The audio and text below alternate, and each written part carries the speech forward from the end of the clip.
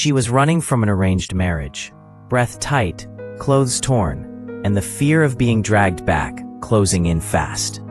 She had no map, no plan, no one she trusted, just the pounding truth that she had to disappear. Every mile pushed her further from the life chosen for her and closer to a world she'd never known. When she stumbled into a small-town garage, desperate and shaking, she thought she'd found a place to hide for just a moment. She didn't expect the man inside to notice her, and she didn't expect what he'd do next. Before we start, tell us from which city are you watching from, and don't forget to drop your thoughts at the end. Enjoy the story. Maya Rivers pushed through the gusts of late afternoon wind, as if the whole town were trying to shove her back where she came from. Her shoes, once spotless, were caked with dust. Her coat, tailored, fine, unmistakably expensive, hung crooked on her shoulders, drawing the kind of attention she didn't want. She tried tugging it closed, but the buttons were gone, ripped off in her escape. The street she stepped onto felt nothing like the polished world she grew up in. This place was rougher, louder, raw with the scent of gasoline and the chatter of people who looked like they worked for a living. The first pair of eyes she met belonged to a woman sweeping her front step. The broom paused midair. The woman stared as if Maya didn't belong anywhere near this neighborhood. And maybe she didn't. Maya dropped her gaze and kept moving. A group of teenagers outside a corner store snickered as she passed. One elbowed his friend. "Lost princess," he muttered, just loud enough for her to hear. Their laughter followed her, sharp and stinging. Maya didn't break stride. She didn't dare. Not when she felt the echo of her past life chasing her down each block. At the crosswalk, an older man in a work vest looked her up and down, eyes flicking from her designer coat to her trembling hands. "You all right, miss?" he asked, but his tone carried judgment more than concern. She nodded quickly and hurried away before he could ask more. By the time she reached the edge of town, her breath was shallow and her legs were shaking. Rows of small shops thinned out, giving way to a single worn-down garage with an open bay door, a place she never would have stepped into in her old life. But now she had nowhere else to go. Maya stood at the garage entrance, unsure whether to step in or turn back. The air smelled of metal and oil, and every part of her felt out of place. A figure hunched over an old pickup truck didn't notice her at first.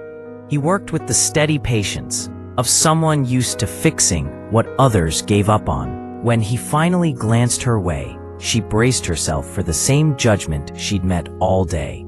Instead, Ethan wiped his hands on a rag and walked toward her slowly, his expression unreadable. "You look cold," he said, voice low but steady. Before she could answer, he reached for a faded denim jacket hanging on a hook and offered it to her. She hesitated. The jacket was worn, frayed at the cuffs, nothing she would have touched in her old world. But his gesture was simple, honest, expecting nothing in return. "Take it," he said, softer this time. "No one walks around here shivering." Her fingers shook as she slipped it on. It was too big, smelled faintly of engine grease, but it wrapped around her like something she hadn't felt in days. Safety. Ethan nodded, not pushing for her story, not questioning her clothes or her fear, just kindness. And for the first time since she'd run, Maya felt her breath steady. Maya lingered near the doorway, unsure if she should stay. Ethan went back to the truck, tightening a bolt, pretending not to notice how she hovered. After a few moments, he glanced over his shoulder. "You ever held a wrench before?" She blinked. "I've held a pen." He chuckled, an easy, unforced sound that loosened something tight inside her. "Well, that won't help me get this thing running. Come here." Against every instinct, she stepped forward. He handed her a wrench, guiding her fingers to the right grip. The tool felt heavy, unfamiliar, but he didn't laugh. Instead, he nudged her toward a small metal stool. "Try loosening that bolt," he said. She twisted the wrong way, hard. "Other way," he murmured, trying and failing to hide a smile. She rolled her eyes. "You could have warned me." "I did. Just not out loud." For the first time in days, Maya let out a real laugh. It echoed softly against the garage walls, warming the cold space between them. When the bolt finally budged, Ethan tapped the metal in approval. Not bad for a pen expert. Her grin surprised even her.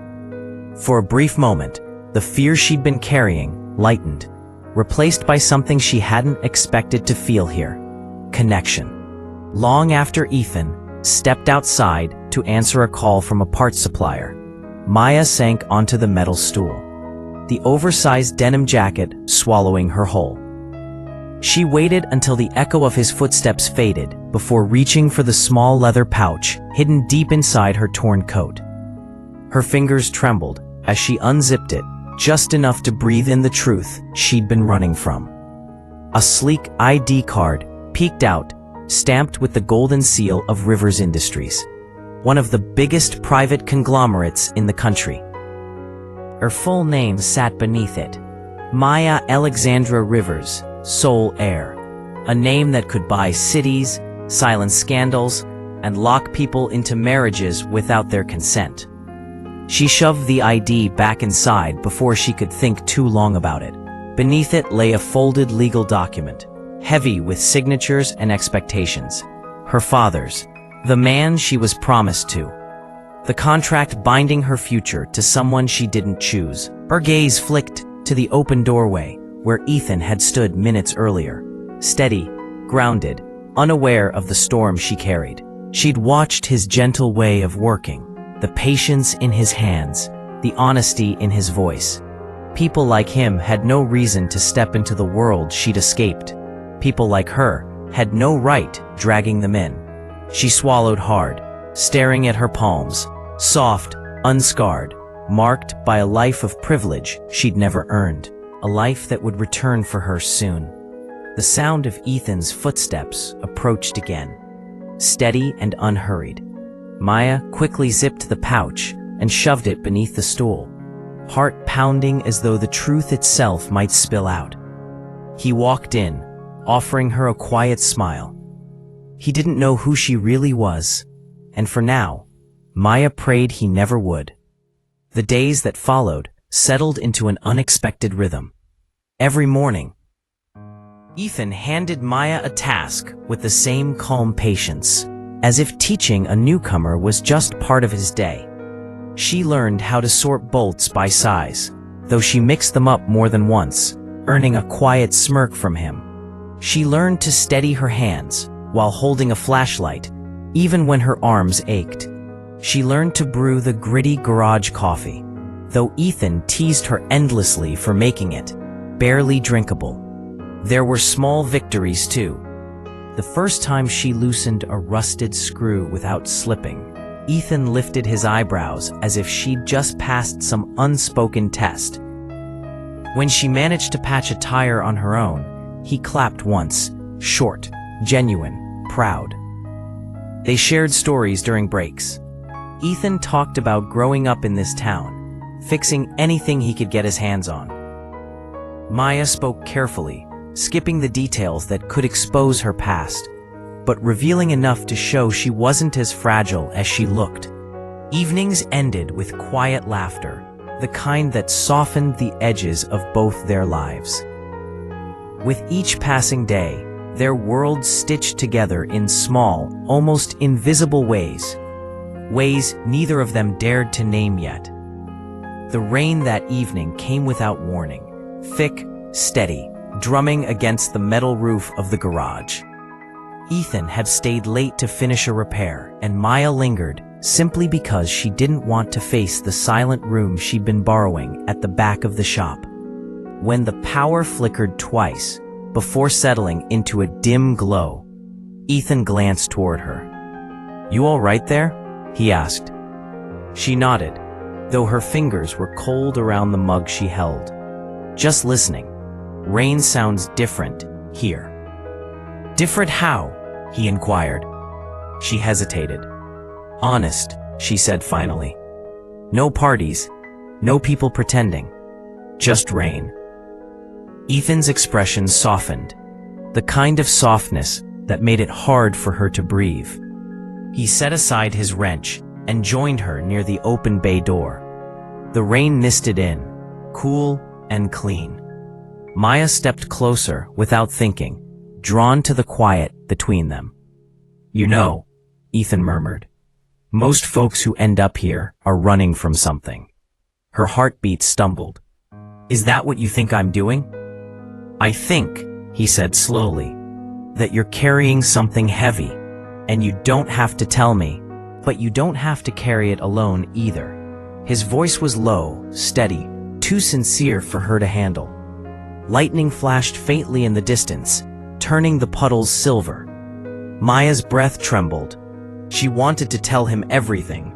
Her real name, her family, the marriage she escaped. She wanted to explain why she jumped whenever a car slowed near the garage. She wanted to say that every moment with him felt like a life she wasn't allowed to want. Instead, she looked at him, really looked, at the warmth in his eyes, the steadiness in his presence, the unspoken care she'd felt since the day he gave her his jacket. Ethan, she began, voice barely above a whisper. He turned toward her fully, waiting. Her lips parted, the truth rising. But before she could speak, a car roared past the garage, loud and jarring, snapping the moment in half. She startled. Ethan reached out instinctively, steadying her with a gentle hand. Their eyes met. Words unsaid hung thick between them. Almost, but not yet. The next afternoon, the garage buzzed with weekend traffic. Ethan was juggling 2 repairs at once, and Maya was sorting parts when a sharp female voice cut through the noise. Well, look at you. Maya stiffened. She knew that voice. She turned slowly to see Lydia Grant, a girl she'd once attended charity events with, someone raised on the same polished expectations. Lydia stood in the doorway, in designer boots, far too clean for a place like this. Her eyes narrowing as she took in Maya's borrowed jacket and grease-smudged hands. Maya Rivers, Lydia said loudly, making sure everyone in the garage could hear. In a mechanic shop. I thought I'd seen everything. Ethan looked up at the name, confusion flashing across his face. Maya felt her stomach clamp. Lydia, keep your voice down. But Lydia only stepped closer. Word is your family's been looking everywhere. Big news in your circles. And here you are, hiding out, like some stray. A couple of customers glanced over. One muttered, Rivers, like the company? Maya's pulse pounded.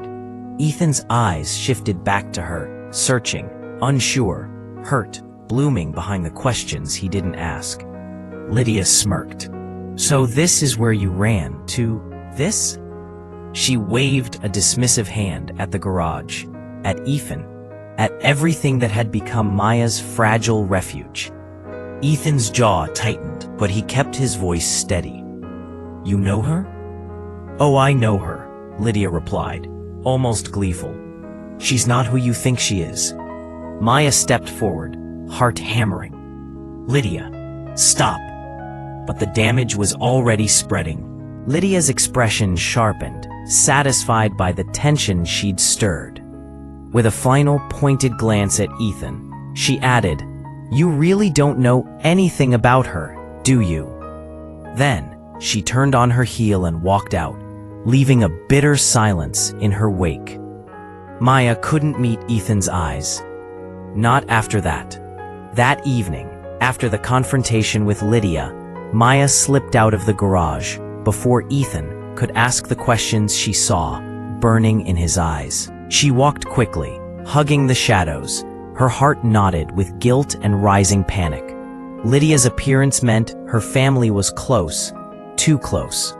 And if they found her here, Ethan would be pulled into the mess she desperately tried to keep him out of. Once she reached the quiet edge of town, she pulled out her hidden phone, the one she'd sworn not to use.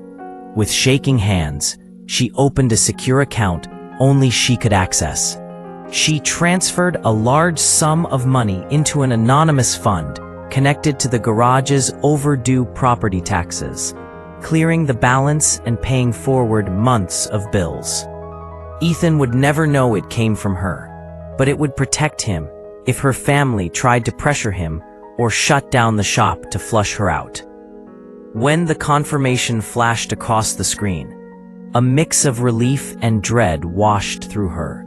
She'd crossed a line, again. Using her wealth was dangerous, traceable, but she couldn't leave Ethan vulnerable because of her mistakes. She powered off the phone, hid it deep in her coat, and walked back toward the dim glow of the garage. Every step felt heavier. The truth was getting harder to outrun. The next morning, Ethan arrived earlier than usual, hoping to catch Maya before the day grew busy. But as he approached the garage, he found a black town car parked outside, a type that never belonged in this part of town. A man in a tailored suit stood beside it, tapping a polished shoe impatiently against the concrete. "Ethan Cole?" the man asked sharply. Ethan nodded, uneasy. The man thrust an envelope into his hand. "Consider yourself notified. Ms. Maya Rivers' family appreciates your assistance. She will be retrieved today. You are advised not to interfere." Ethan froze. Maya Rivers. The name Lydia had thrown out like a weapon. The name he'd hoped was some misunderstanding. Before he could speak, the man added, "And the payment should reach your account by noon. Compensation for any inconvenience her presence may have caused." Ethan's stomach dropped. "Payment? What are you talking about?" The man sighed, as if explaining something obvious. "Her anonymous contribution. The funds routed to cover your property debts and back taxes.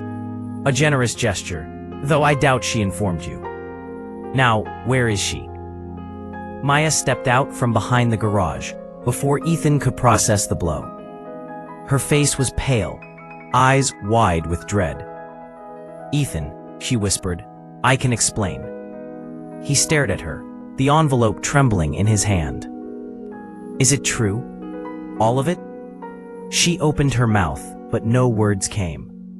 Silence stretched, thick and crushing. "You're a Rivers," he said, voice low, cracking. "You're the person in those news stories. You're the one everyone's searching for. And you," he swallowed hard, "you used me. You hid here. You let me believe you were like me." "It wasn't like that," she pleaded, stepping toward him. He stepped back. The man in the suit opened the car door, waiting. Ethan forced himself to meet her eyes, pain carving every word. "You should go. You don't belong here. You never did." Those words shattered her more than the arranged marriage ever had. And this time, she had no strength left to run. Maya didn't remember climbing into the town car. She didn't remember the drive. All she knew was the hollow ache spreading through her chest as the garage grew smaller in the rear window. Ethan's face, hurt, betrayed, distant, played over and over in her mind until she could barely breathe. When the car pulled up to the edge of town, she pushed the door open and stumbled out before the driver could protest. Gravel crunched beneath her knees as she sank to the ground, sobs breaking free after days of holding everything inside. She didn't care who saw her. She didn't care what her family wanted. All she could think was, "I hurt the one person who was kind to me." A soft shuffle of footsteps approached. An older woman, wearing a faded windbreaker, knelt beside her. Maya looked up through blurred vision. It was June Alvarez, the retired school teacher who lived behind the garage. She'd brought pies by once or twice, always with a gentle smile. Now she studied Maya with steady, patient eyes, the kind that didn't flinch at brokenness. "Child," June murmured, offering a worn handkerchief. "You look like someone pulled the ground right out from under you." Maya tried to speak, but her voice cracked. "I lied to him. I never meant to. I didn't know how to tell him the truth. And now he thinks I used him." June eased down beside her, legs stiff, but movements careful. People hide parts of themselves when they're scared. Doesn't make them bad, just makes them human. Maya shook her head. "He'll never forgive me." June let out a slow breath. Forgiveness isn't handed out like candy. It's earned. And it starts with honesty, not excuses. Maya looked up, clinging to the words. June touched her shoulder gently. "If you care about that man, then fight for the truth. Not the one written in contracts or bank accounts. The truth between you two." For the first time since the reveal, hope flickered. Small, trembling, but alive. Ethan was closing the garage early when he heard footsteps behind him. Slow, hesitant, familiar. He didn't turn right away. He wasn't sure he could, but when Maya whispered his name, soft as a bruise, he finally faced her. She stood near the workbench, soaked from the walk back, hair clinging to her face. No expensive coat, no polished posture. Just a girl who looked like she hadn't slept since the morning everything fell apart. "I shouldn't be here," she began, voice trembling. "But I couldn't leave things the way they are." Ethan's jaw tightened. "Then say what you came to say." She swallowed hard. "I should have told you who I was. I was scared you'd push me away, or worse, that you'd look at me differently. Everyone always does." "You don't think lying did that anyway?" He shot back. His voice wasn't loud, but it cut deep. She flinched. "I know. And I'm sorry. I didn't stay here to hide behind you. I stayed because it was the first place I felt safe. Because you treated me like a person, not a name or a contract or a headline." Ethan looked away, running a hand through his hair. "You let me think we were equals. You let me think you trusted me." "I did trust you," she whispered, "more than anyone. That's why it hurt so much to tell the truth. I didn't want you to look at me and see everything I ran from." Silence pressed between them, heavy, aching. Maya stepped closer, voice barely holding together. "Ethan, I never meant to use you. I never meant to bring trouble here. I just wanted a chance to be myself. The version of me that existed when you taught me how to loosen bolts and laugh at burnt coffee." His shoulders sagged, some of the anger draining into exhaustion. "I don't know what to do with all this," he admitted quietly. "I'm hurt, Maya, but I'm also not ready to walk away." Her breath caught. "Then give me one chance to make it right." For the first time since the reveal, he didn't step back. He didn't turn away. He simply whispered, "One chance. No lies." The days that followed moved quietly, almost cautiously, as though the world itself understood their wounds and gave them room to breathe. Maya didn't try to reclaim the life she had before the reveal. Instead, she showed up early each morning, dressed simply, ready to work. No hiding, no excuses. When Ethan handed her tasks, she took them without complaint, sweeping the floor, organizing parts, answering calls with a professionalism that surprised even him. Little by little, the tension between them eased. One afternoon, when she helped an elderly customer load boxes into his trunk, Ethan watched from the doorway. The care she showed, the patience, the steady voice, was nothing like the cold heiress Lydia had implied. It was real, honest, human. He found himself softening, even when he didn't want to. Maya, for her part, worked to repair more than just the garage's clutter. She made calls, openly this time, to separate herself legally from the arranged marriage contract. She refused her family's offers to fix everything quietly, telling them she didn't want a life built on obligations and threats. She wanted a life she chose, and she chose to stand here. Her biggest gesture came unexpectedly.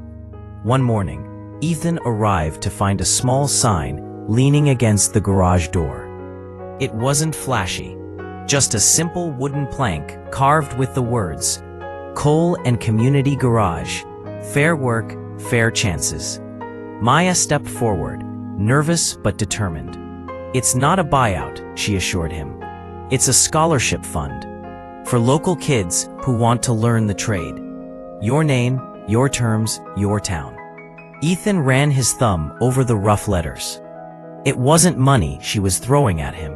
It was trust, respect, partnership. He looked up at her, really seeing her. Not the heiress, not the runaway, not the girl who once lied, but the woman trying to rebuild something honest. "All right," he murmured, a small, genuine smile forming. "Let's build it together." For the first time since everything shattered, hope didn't feel fragile. It felt possible. Spring arrived slowly, brushing fresh color across the small town. The garage, once worn and overlooked, buzzed with new life. The scholarship program had brought in 3 local teens eager to learn, and Ethan guided them with steady patience, while Maya handled the schedules, the orders, and the 1,000 tiny details that kept everything running. It no longer felt like she was borrowing space in his world. She had built a place in it. One evening, long after the trainees had gone home, Ethan found her sitting on the hood of a finished truck, legs dangling, face tipped toward the warm sunset. He wiped his hands on a cloth and joined her without a word. They sat shoulder to shoulder, breathing in the quiet hum of accomplishment. "You ever think your life would look like this?" he asked gently. Maya laughed softly. "I never thought my life could look like this." Ethan glanced at her. "You fought for all of it. For your freedom. For this place. For us." Her breath caught. His hand inched closer, fingers brushing hers. Not perfect, not simple, but something real. She interlaced their fingers, steady and sure. "I'll take real." A warm silence settled over them, the kind that felt earned. Ethan shifted, reaching into his pocket. When he pulled out a small silver key, her brows lifted. "It's for the side office," he said. "The one we're turning into the new community classroom." He hesitated. "I figured, maybe you'd want your name on the door with mine." Her throat tightened. Not a grand gesture, not a fairy tale promise. Something better. Partnership, choice, equality. "I'd love that," she whispered. The sun dipped low, casting golden light over them. Ethan leaned in, slow and certain, and when their lips met, it felt like the world finally settled into place. No running, no hiding. Just 2 people choosing the same future, together. If you enjoyed this story, share your thoughts in the comments and let me know which moment stayed with you most. Don't forget to subscribe to Echoes of Hope for more heartfelt stories. Thank you for listening, and I hope you'll join me again for the next journey.